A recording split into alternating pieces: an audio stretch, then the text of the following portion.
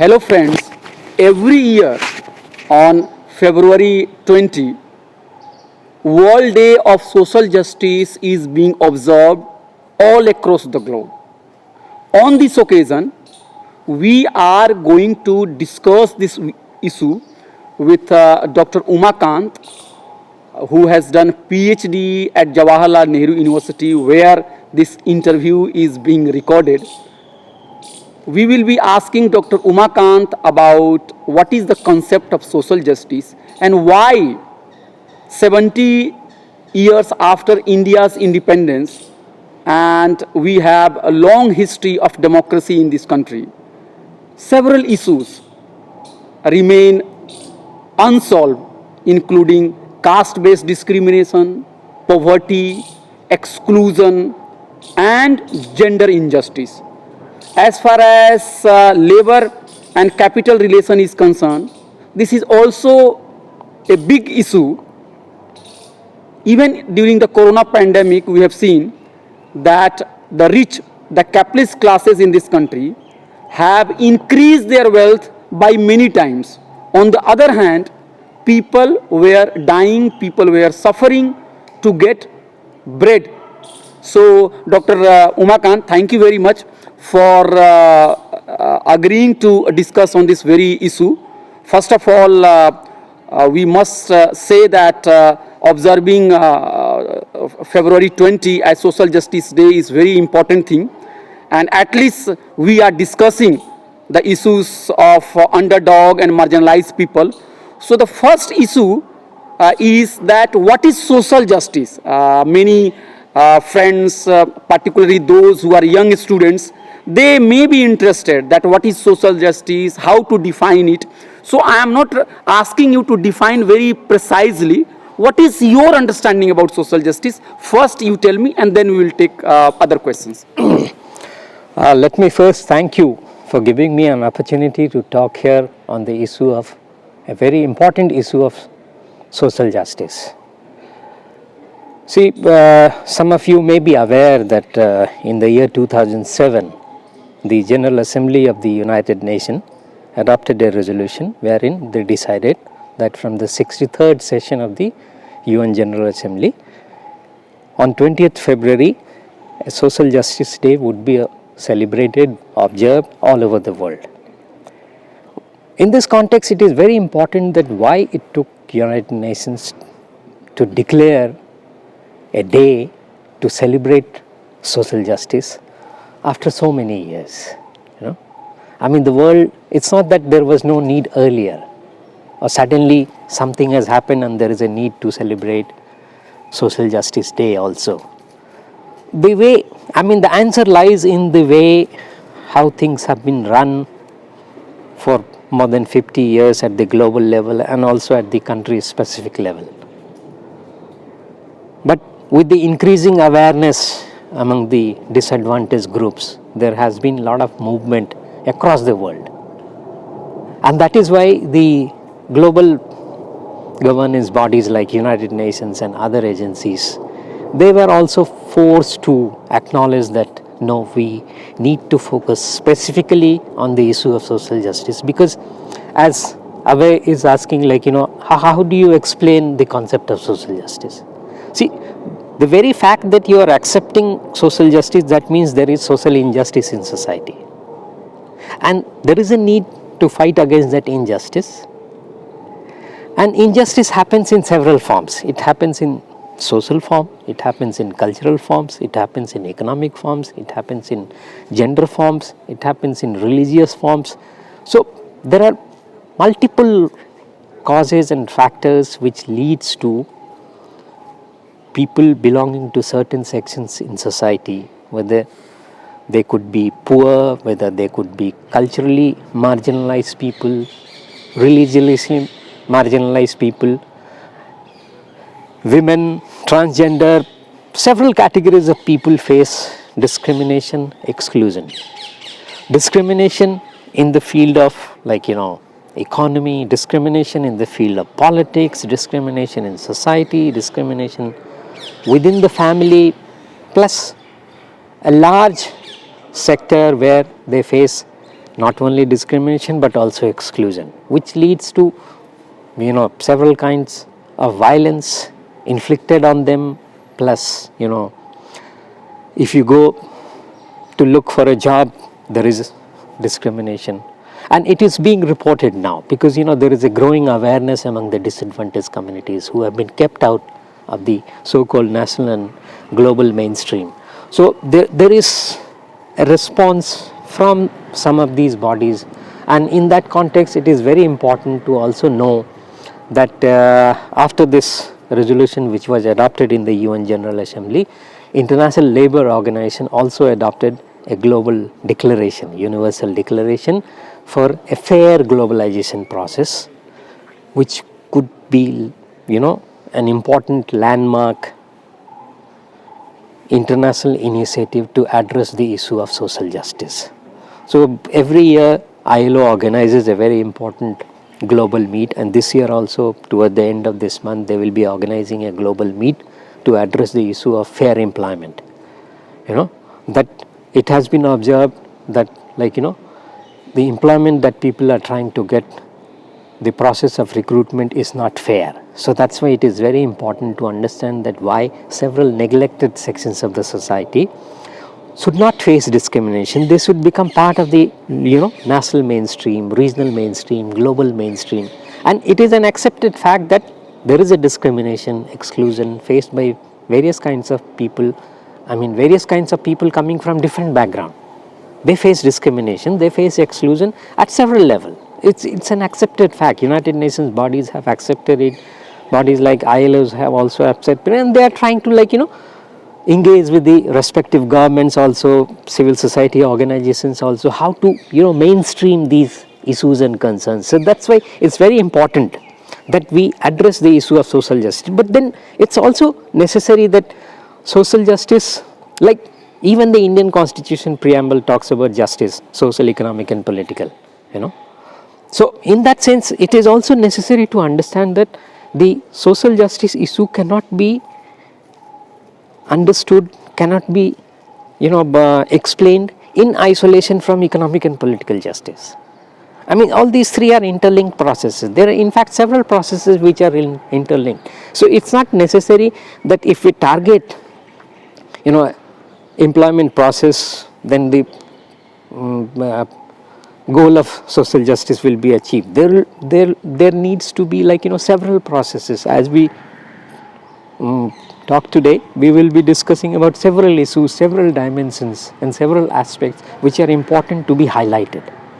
So as our discussion progresses today, we will certainly be taking up those issues as well, that in a broader context what it means, and in a narrow context what it means, how it is being practiced in a narrow context in a country like India, and why there is a need to expand the base, why there is a need to broad base our discussion, our intervention at several levels, be it country specific level or at the regional forum, like whether it is SAARC or European Union, or even at the global level like United Nations bodies, ILO and several other international bodies like UNDP, UNICEF, and there are several multilateral bodies like WTO. There also we need to focus on the issue of social justice. So I'm very happy that Dr. Abhay Kumar is here. We are discussing today about the issue of social justice, and as our talk progresses, we will definitely take up the different aspect of social justice that needs to be understood and also explained. Dr. Umakant, when we talk about social justice affirmative action, the first criticism comes from a section of people whom we call it right-wingers, or those who believe in market economy. They argue that those who are talking about social justice, giving a special rights to, let's say, minorities and weaker section, these people are basically putting hurdles in the path of development of the economy and of the country. Their argument is that there is a section which is basically using the platform of social justice to serve their petty interest and they are basically punishing those who are into entrepreneurship, those who are making wealth, and in fact the section which is lazy, which is doing nothing, they are being promoted, and somehow the resources of the society is being wasted by those who are opponents, the supporters of social justice. And that is why you will see that in business dailies, you will find several articles attacking reservations and any welfare measures which the previous government has brought. So how will you respond to those people who give, let's say, social Darwinian argument that the survival of the fittest survival of the fittest argument, that okay, I am working, I am earning money, I am rich, you should go, you should work, you should take money. If I get more marks, why shouldn't I be given reservation? Why reservation should continue? Why there should be a special features for special schemes for lower caste and minorities? So how to respond their criticism? See, one must understand what is the logic of providing affirmative action, which we call reservation policy in India. One has to accept that there is an inherent discrimination within society, and that also gets reflected in several spheres, whether it is the education sector or whether it is job sector, whether economy sector. So reservation policy is a defense mechanism against every discriminatory situation that occurs. If it is not there, believe me, there will be no one from the disadvantaged community at the decision making table.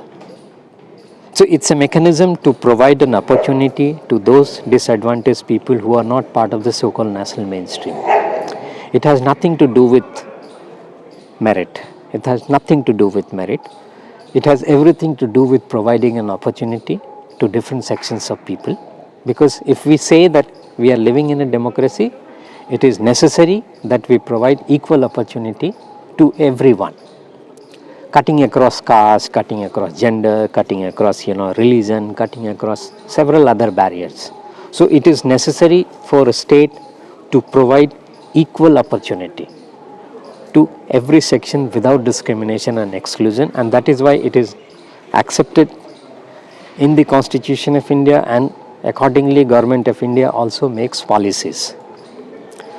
It is not implemented properly, it is not implemented in its true letter and spirit. That's a reality that we will continue to face even in future, and there will always be arguments, nonsensical arguments like this, that it affects merit. The system, the capitalist system that we follow, it provides equal opportunity to everyone. That is not true. That is why there is a global need, and several countries, it is not only in India that we have reservation policies, several countries follow according to their own needs affirmative action policies. It is being followed in Malaysia, it is being followed in Ireland, US, Brazil, several countries all over the world, they have their own version of affirmative action policies. So one cannot confine this debate only to countries like India. There are debates, and they have been continuing in the past, they are continuing in the present time, and perhaps also in future. We will hear those people who will say that we are creating hurdles for economic growth. That is not true. That's actually a biased opinion, because they do not want to share the fruits of the growth and the development process with others. So it's a question of distribution of resources. I mean, they want everything to remain in their pocket. They don't want to share it with others and those disadvantaged people. So that is why they are projected as less worthy, and that's why they should not be given opportunity. If they live a life like animal, they should continue living life like animal. So it's a very serious matter, and one should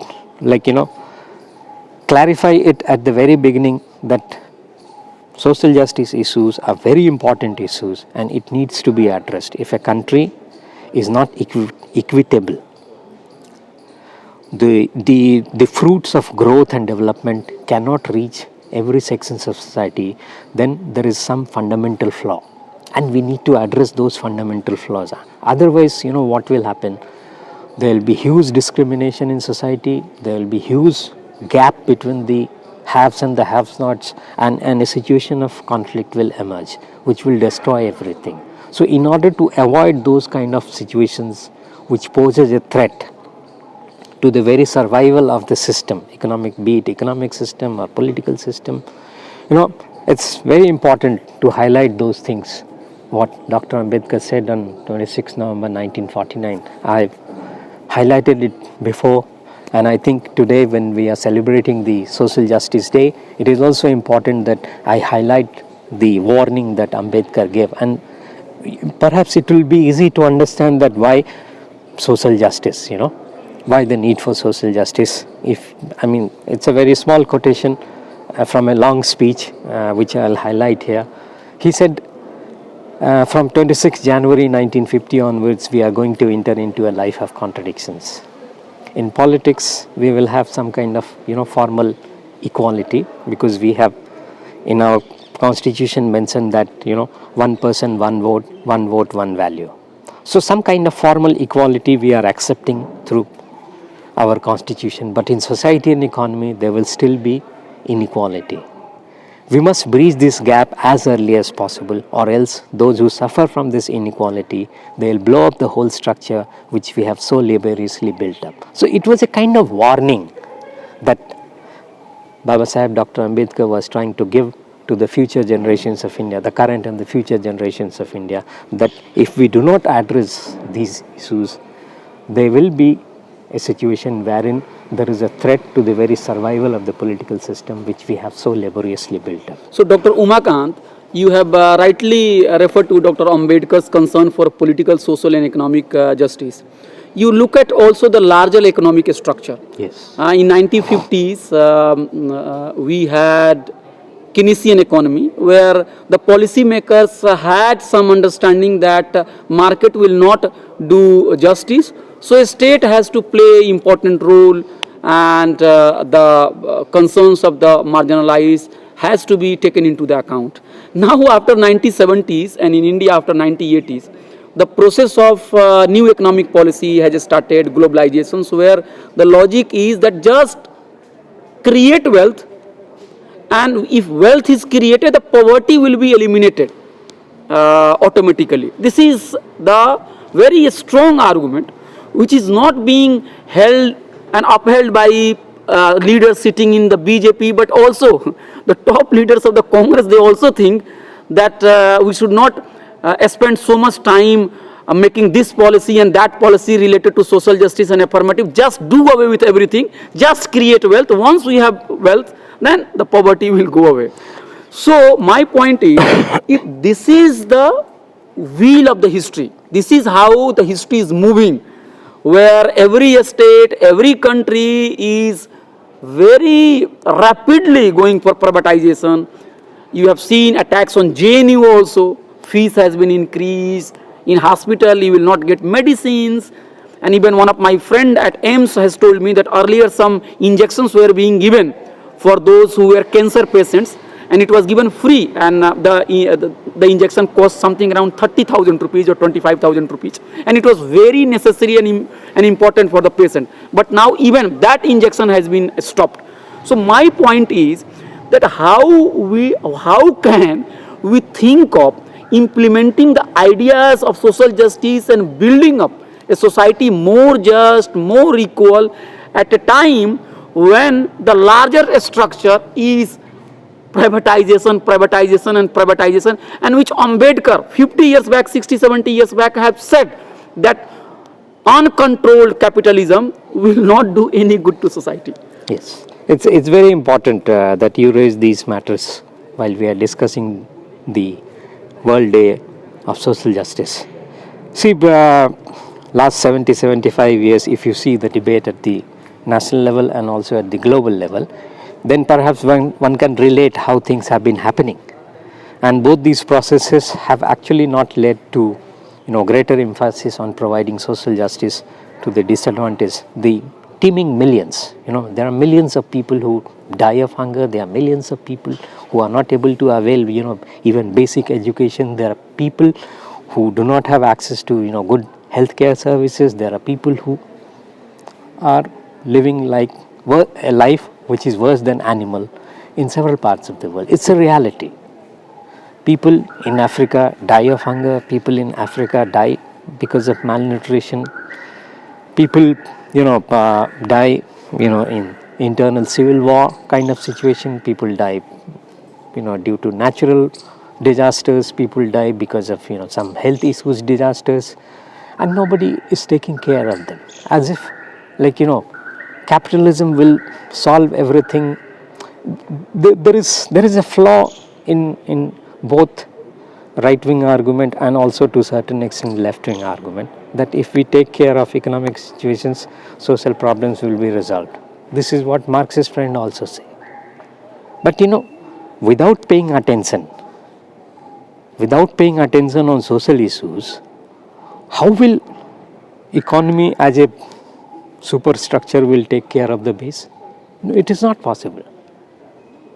See, that is why I said in the beginning that we need to talk about several processes. Social justice is not possible without social transformation, without economic emancipation, and without political empowerment. So, as Ambedkar was saying, he was giving a warning to the current leadership in India at his time, and also the future leaders in India, that if you don't pay attention to these things, the issue of social transformation, the issue of economic emancipation, political empowerment in formal, narrow terms, cannot bring those desired changes which will make your democracy stronger. So in that sense, it is not enough that we have economic empowerment kind of initiative from the government. There has been several attempts in the past to understand, that what is the need for a state to bring equitable development in society. So one has also to understand what is the difference between growth and development. What is development? Development is growth plus justice. Development means growth plus justice. Plus justice. The capitalist model talks only about growth. They don't talk about justice. So they don't talk about economic development. They talk only about economic growth. Even the current dispensation in the annual budget, they are saying that we will invite private investment for economic growth. Why are they not saying that there will be investment in the economy by the government to bring developments in society? Because if you want to bring development in society, that means you will have to provide growth with justice. It has to be equitable.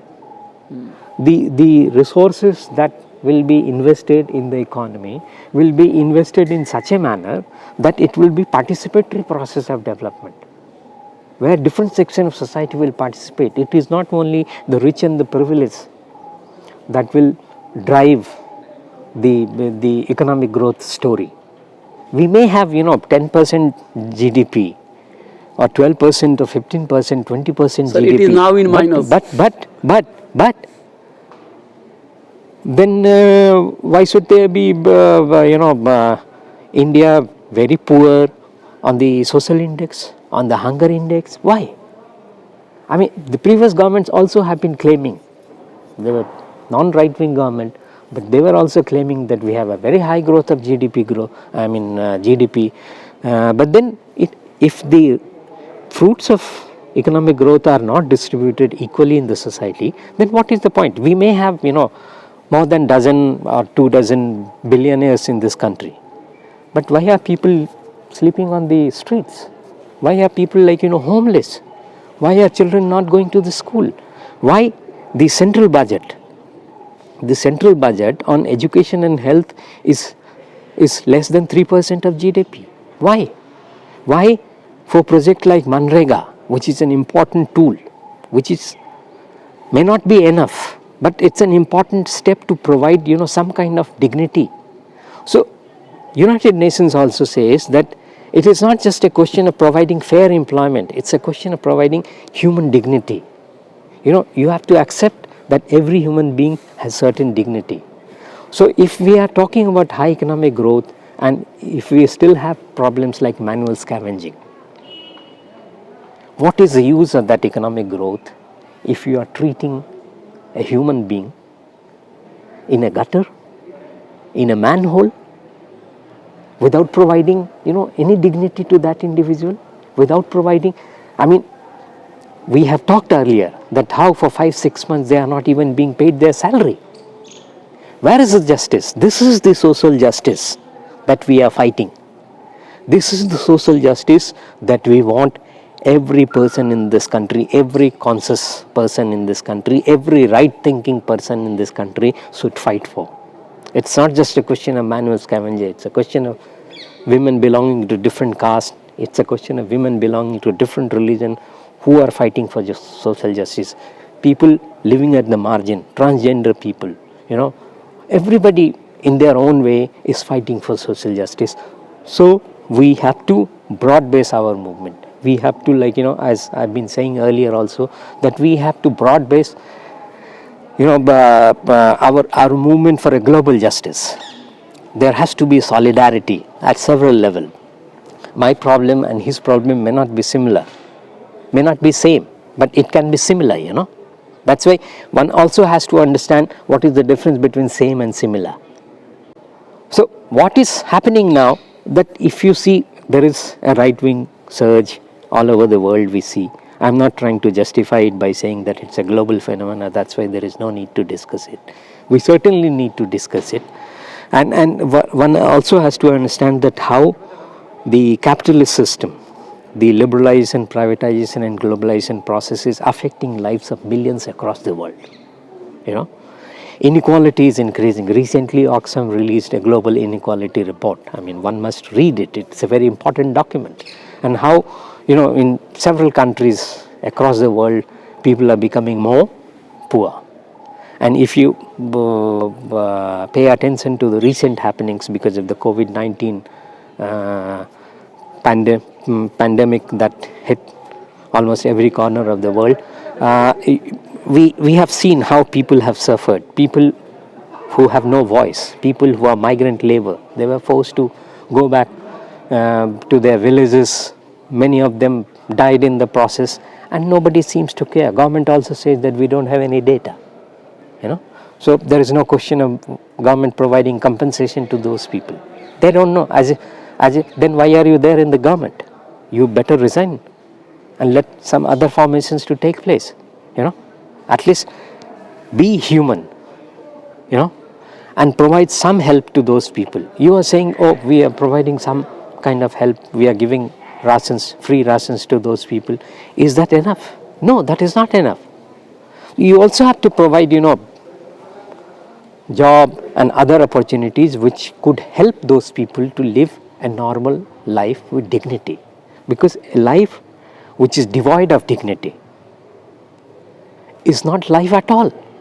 It's like, living in a hell and thinking about moon and stars and reaching on the Venus and reaching on the Mars, sending special mission to the moon and whatnot, becoming Vishwaguru. But at the ground level, what is happening, you are not even paying attention. So many people died during the second wave of corona pandemic, and there was no way through which their body could be given a last respect. So their families or their friends, they just threw the dead bodies in the river. Are we living in a world where we are saying that we have a social justice? Certainly not. And that's why it is important Dr. Umakant, to understand why the need for social justice. Dr. Umakant, recently Telangana's Chief Minister has given a statement that in the Indian polity, 70 years after independence, justice has not been done. And he has also said right thing, that more and more power has been taken by the center. So using that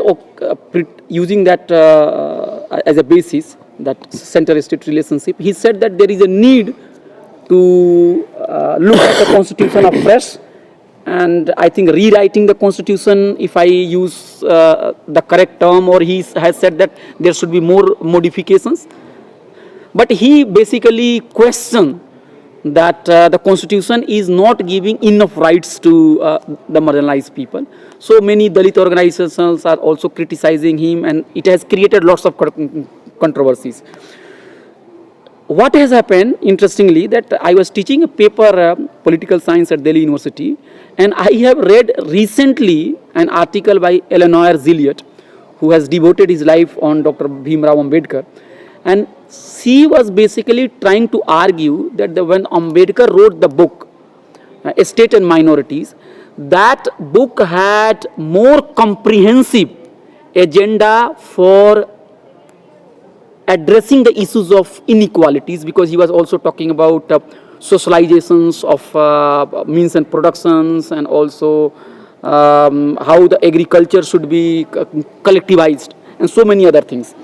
But when the constitutions was finally made, and we must not forget the fact that in the constitutions, Congress were in overwhelming majority.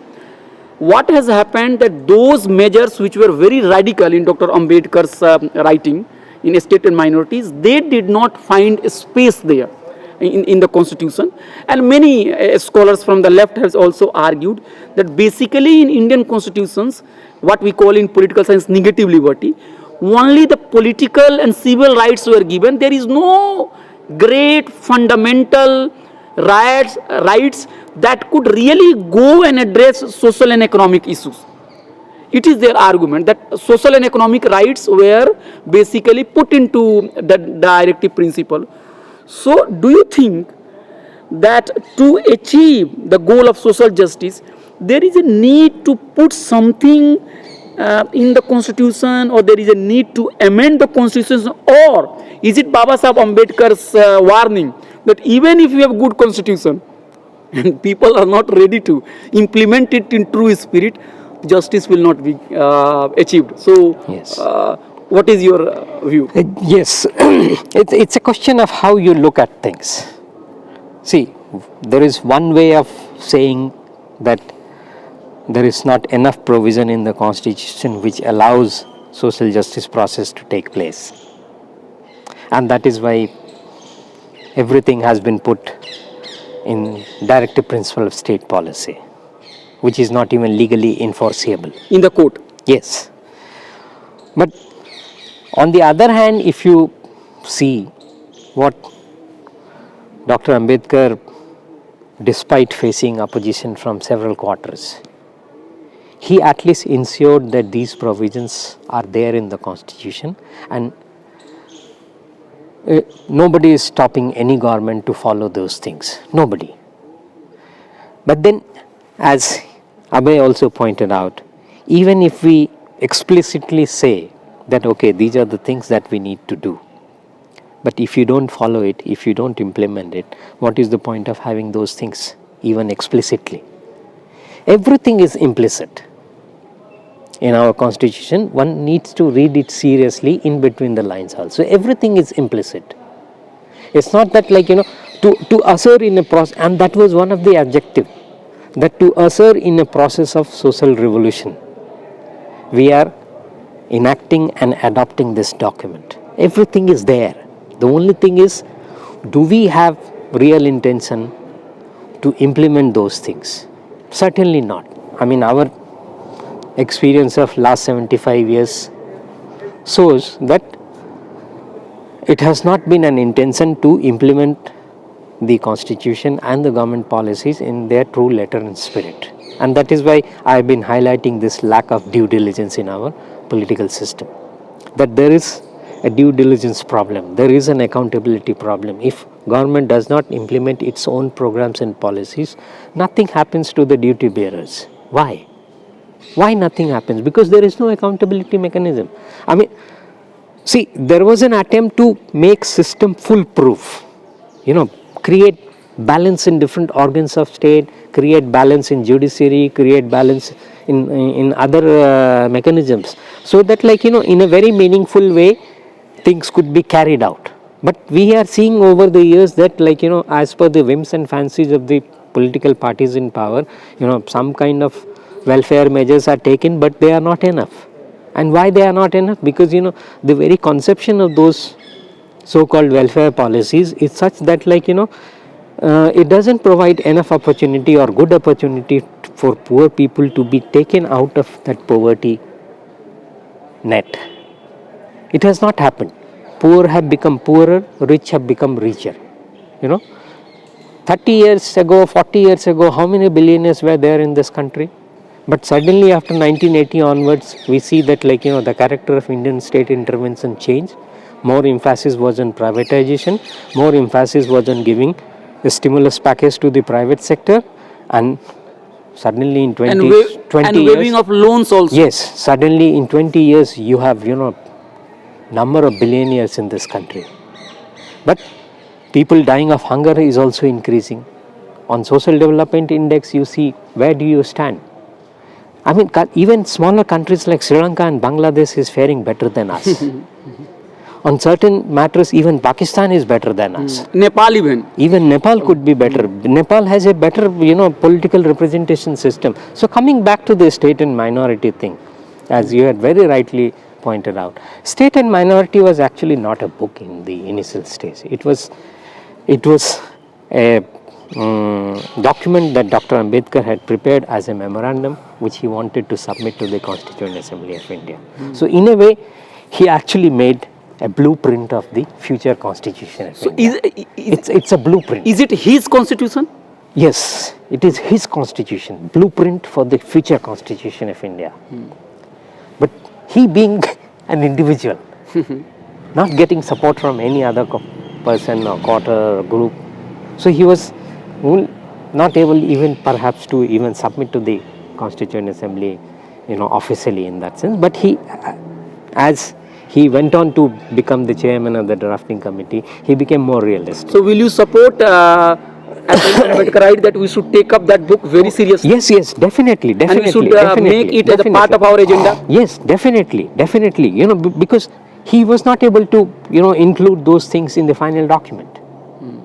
Because there were a lot of pressures from Congress and other sections within the Constituent Assembly, and that's why he could not include those things. He even talked about nationalization of land, but in the final document we don't have nationalization. And we should not forget it that till today 70% Dalits are landless. Yes, so there are several things. That how in a holistic manner state has to intervene in society, in economy, in polity, and in other sectors of life in a very positive way. If you don't do it, things would change. I am not saying things would not change, but what will be the nature of those change? That will also tell you that in what way state has been making intervention. So, in another sense, one could say that now, after several years, several things have failed, so there is no need for state to intervene in every sector of economy. No, but if you completely deregularize the private sector or the economy, or if you disinvest the public sector, what will happen? Inequality will increase more. We will have more people who will not have 2 square meal a day. We will have more people who would not be able to go and study till class 5th or class 6th or beyond that. We will have more women working as domestic workers. We will have more people from Adivasi areas who will come and work as migrant laborers, or people from Bihar or UP or Chhattisgarh, Rajasthan, Maharashtra. I mean, pauperization will take place on a massive level, and that will create imbalance in society. So it's necessary that the ruling classes, the ruling elites should understand the future threats that could destabilize the country. It's not the external enemy that will come and destroy you. Maybe internal problems could create a situation where it will become very difficult for a nation state to survive, because people, how long you will keep those people outside the so-called national mainstream. So in that context, it's very important that we broaden the process of social justice. It's as in the beginning I said, we have a very narrow sense of social justice in this country. Even political parties or the political formations who use this word social justice, they use it only for demanding better implementation on the Mandal Commission recommendations for other backward classes. That's all. Why don't you demand that Mandal Commission recommendations should be implemented in totality? Mandal Commission recommendation is not only about providing reservation in government jobs. No, there were several things that the Commission recommended. There is a question of land reform. There is a question of providing better education. So it's several kind of affirmative intervention by the government is needed. Why? Because the Commission rightly pointed out, and this Constitution also has this provision for socially and educationally backward people. Because we know that there are people in our country who are not only socially backward, socially means culturally and religiously backward, but also educationally backward. So if one community or the other community remains educationally backward, socially backward, how will they live life as as a citizen who will contribute to the nation's growth and development? How will they contribute if they remain backward socially, educationally? So in that sense, Mandal Commission recommended whole lot of things. So this narrow looking at social justice is not doing great service to the cause of social justice. So my appeal to all the votaries of social justice, the supporters of social justice, is that we have to demand that government should intervene positively in every sector and bringing the required changes which will create conditions, which will create the equal opportunity for different sections of society which have remained marginalized politically, which have remained marginalized economically, socially, culturally, religiously, to play an important role as equal citizens, and see, liberty is there, but if we are not treated equally, what is the use of that liberty? No use. So if you remember, like we have been discussing earlier also, that Baba Sahib Ambedkar said, liberty, equality and fraternity. This is the trinity. One does not exist, one does not operate in isolation from the other two. So we need liberty, we need equality, and we need fraternity also. This is social justice. This is the justice which will lead to your social, economic and political justice. If these are not there, then I think we are living in a fool's paradise by saying that we will have 20% GDP growth rate, but people are still dying of hunger, people are still facing discrimination, women are facing all kinds of diversionary, all kinds of exclusive things, all kinds of exclusionary things will keep happening, which will keep dividing people on caste line, which will keep dividing people on religious line. So sometimes it will be hijab, sometimes it will be Mandal Commission recommendations, sometimes Ram Temple issues, sometimes some other issues. On these matters only people will keep fighting among themselves, and state will also be mediating between these different contending groups. Parties. Because it serves their interests as well, because they get money from the capital class, so all the government policies will be suited, will be catered only to make them more billionaire, make them more rich. So we have experienced that how they are now, so two of them are claiming that they are the richest person in Asia. How has it been made possible without any government support? No. Government has been providing a lot of concessions to them, lot of resources to them, and at the expense of the people, at the expense of the people's life, at the expense of the people's development, these select few oligarchs are becoming more powerful. So they are the one who are dictating terms and conditions for economic policies that the government is following, which is against the principles of social justice, which is against the principle of economic and political justice.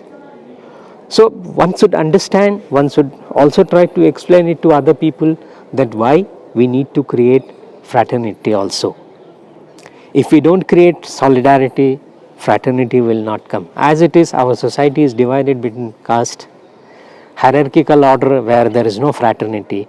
So every attempt should be made, at least among those who are the disadvantaged section, who face discrimination of various kinds of the other. The discrimination and the exclusion that different communities face may vary, because there is hierarchy, somebody is higher, somebody is lower. But the very fact that discrimination, exclusion should create conditions wherein all the affected people, whether they are called as other backward caste or Dalits or Adivasis or Muslim or transgender or several other people living on the margins, whether in the northeastern states or Kashmir or in several other states, they should all come together on certain shared principles. Help each other, fight for social justice, fight for, better federal structure in the country, because our system actually provides answer for all the questions that needs to be answered, not only in the present context but also for the future requirements. But the point is, as we were discussing earlier, and the Ambedkar's comment that howsoever good a constitution may be, if the people who are running the government, who are implementing the constitution are not good, a good constitution will become a bad constitution. A constitution may be bad, but if the people are good who are running it, a bad constitution will also turn out to be a good constitution. So it's and there is a saying in Hindi which says, अगर आपकी नीयत ठीक नहीं है तो आपकी नीति भी खराब होगी. तो if your intentions are not good, your policies will also not be good.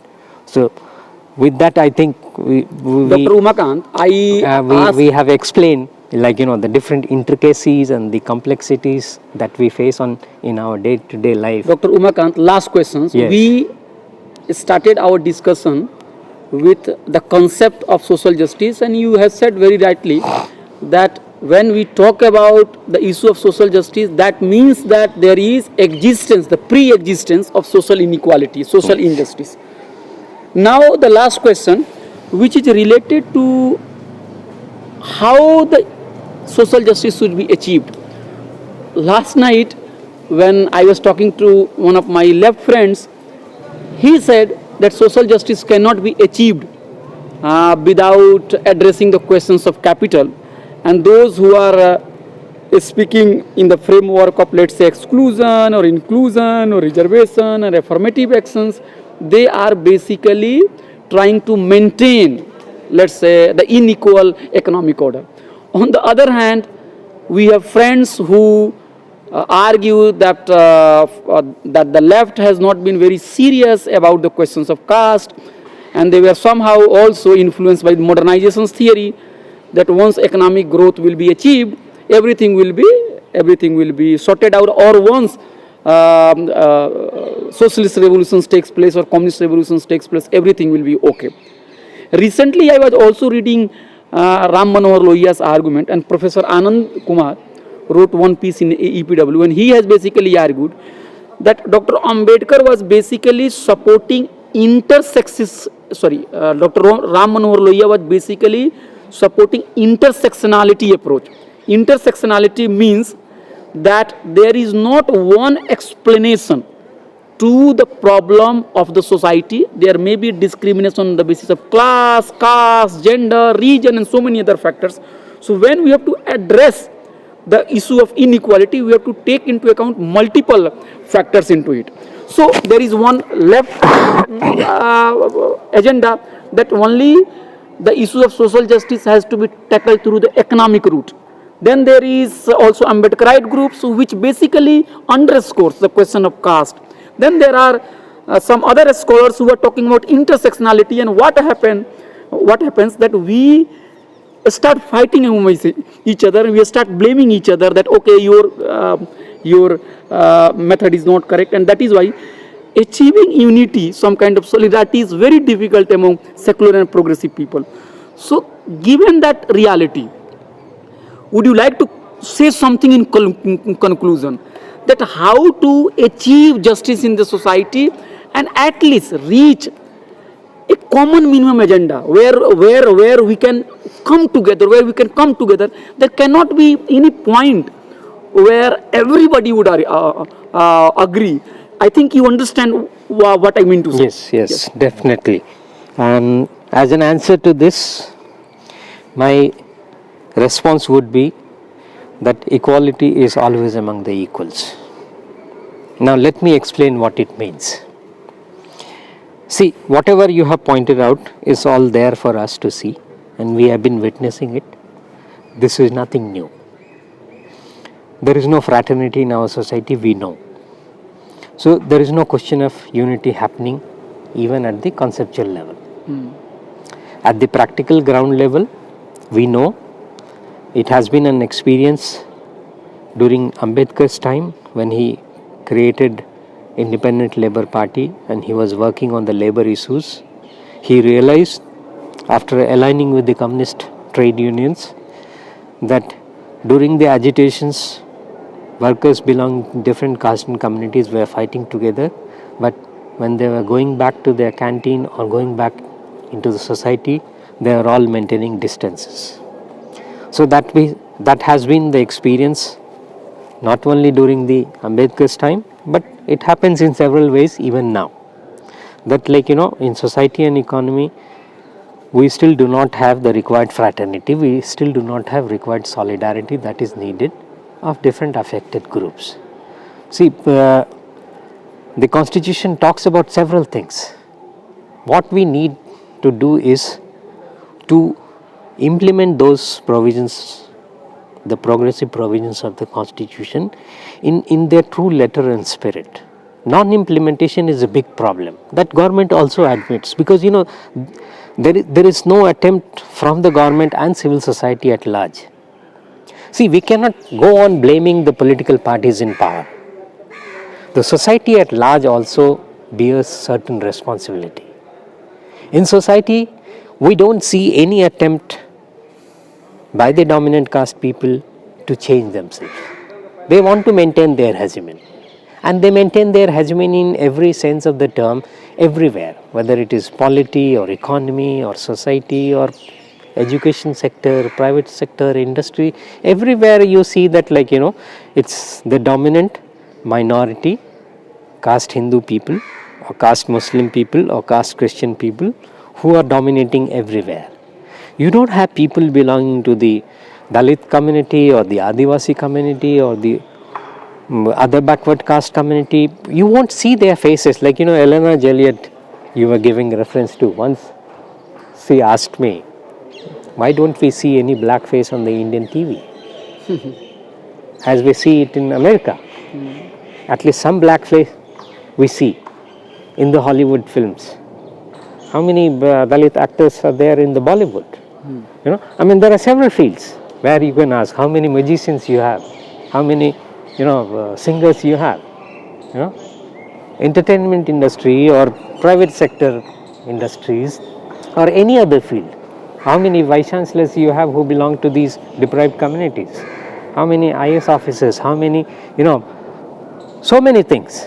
How many secretaries at the government of India level belong to these communities? So it's a question of providing enough equal opportunity wherein you will not be discriminated against. That must be guaranteed by the government of the day. And also society at large has to acknowledge that yes, we have been doing injustice with people in our society since millennia. That acceptance has to come, and that see, former Australian Prime Minister Kevin Rudd, I remember some a decade ago, he apologized to the indigenous community. Do we expect an Indian Prime Minister to apologize to the Dalit community, to the Adivasi community, and to other backward caste people that we have done great injustice to you? Do we expect this small little gesture from a caste Hindu Prime Minister, or a Prime Minister who belongs to, a dominant caste and religious formations? Do we expect these minimum gestures that will perhaps start the process of change in our society? But that also doesn't happen. So, coming back to the questions which is raised by the socialist group, the communist group, the Dalit and Adivasi group, I mean, everyone is saying part of the truth. The whole truth is perhaps missing somewhere, and every contending group has to understand that, we cannot fight in isolation. Let's accept this. No group can fight in isolation. Whether Dalit and Adivasis, whether OBCs, Muslims and Christians and other religious minorities and this or that. So Dr. Nobody can fight in isolation. Let me finish. You have been active in JNU. Let me finish. So will you make some appeal that how could we? Yes, definitely, and that is the last point that I am trying to make. If we don't unite, if we don't create solidarity with different groups, intersectional approach is also needed, the class perspective is also needed, caste perspective is also needed. Let us all minimize our differences, if not completely finish, at least minimize, as he was rightly saying, some common minimum understanding.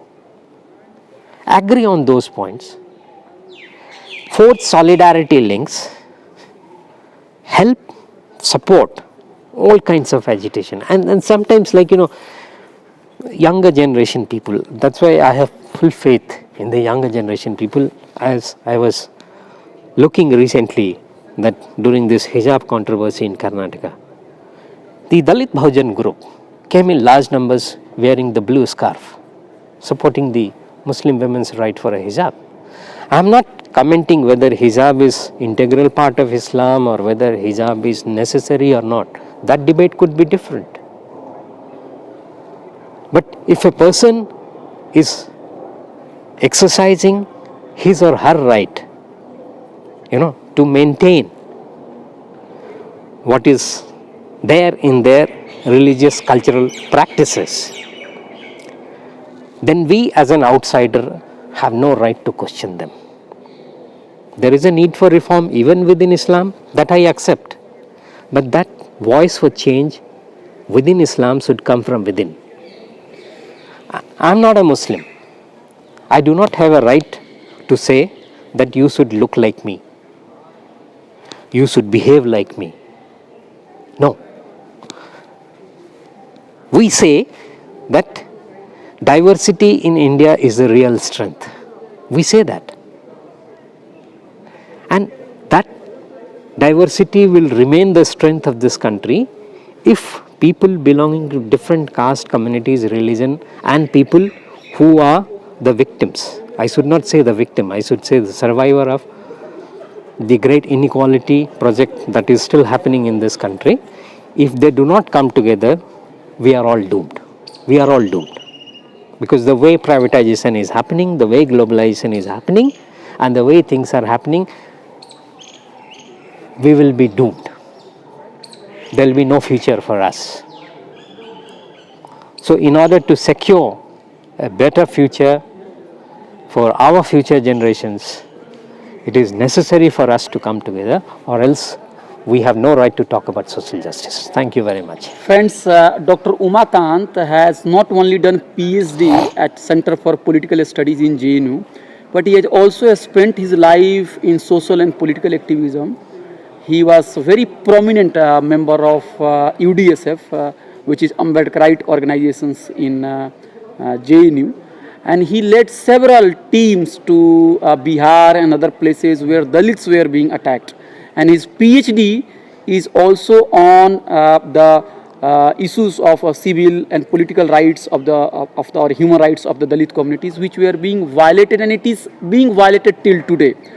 Dr. Umakant has been involved in several human rights organizations. He has gone to UN, visited so many countries. Even he has gone to Karachi and raised the issue of social justice.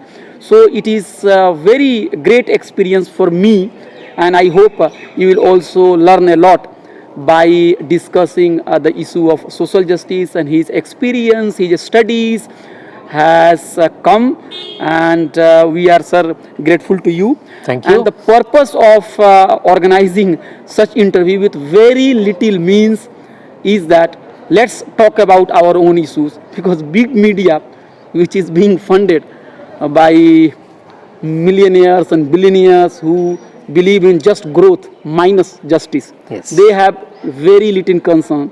So please comment, please watch it, please circulate it, and on my YouTube channel, Dr. Umakant's previous interview is also there. Just type Dr. Umakant, you will also get it. Thank you very much.